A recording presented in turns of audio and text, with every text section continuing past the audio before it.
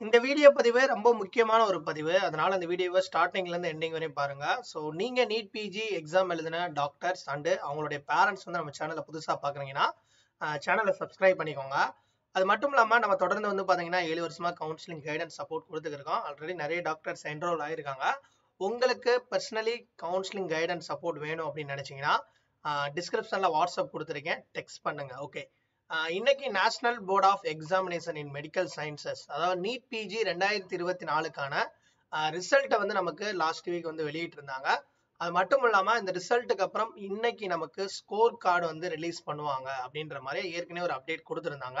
Okay, இந்த score கார்டுல நமக்கு என்னென்னலாம் வந்து ஷோ பண்ணுவாங்க அப்படின்றத கண்டிப்பா இந்த வீடியோ முழுக்க நம்ம தெளிவா பார்க்க போறோம்.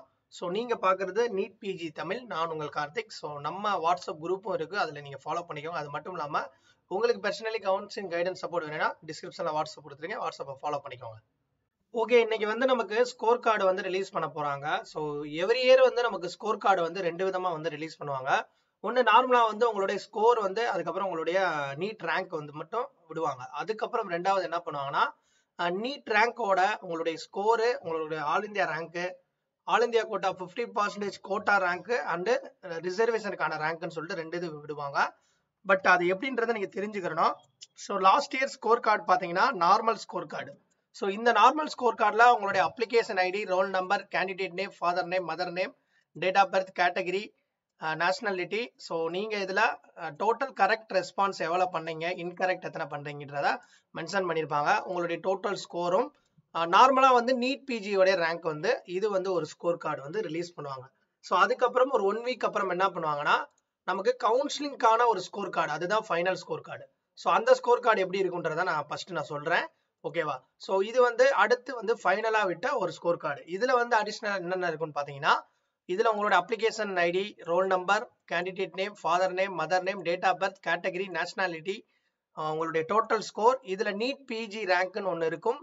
உங்களுக்கான ஆல் இந்தியா கோட்டா 15% கோட்டா ரேங்க்னு ஒன்று இருக்கும். ஸோ இது மேக்ஸிமம் மாறாது, ஓரளவு கரெக்டா இருக்கும். பட் இது அடிஷ்னலா என்ன அப்படின்னா உங்களுடைய இந்த ஓபிசி கேட்டகரி இருக்கு பாருங்க, இந்த ஓபிசி கேட்டகரிக்கான ஒரு ரேங்க் கொடுப்பாங்க.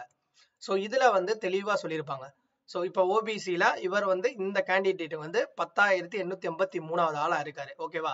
ஸோ ஓபிசி கேட்டகரி ரேங்க் வரும்போது நம்ம வந்து ஓரளவு வந்து ப்ரெடிக்ஷன் வந்து பண்ணலாம்.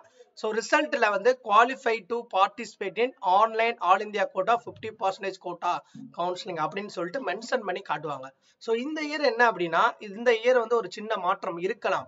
இந்த இயர் வந்து இந்த ஸ்கோர் இருக்கு பாத்தீங்களா, அந்த அவுட் ஆஃப் 800க்கு 458 வந்து எடுத்திருக்காருன்னா, ஸோ இந்த இயர் வந்து ஸ்கோர்ன்றதை ரிலீஸ் பண்ணுவாங்களா இல்ல பர்சன்டேஜ் ரிலீஸ் பண்ணுவாங்கன்றது தான் ஒரு கேள்வியா இருக்கு.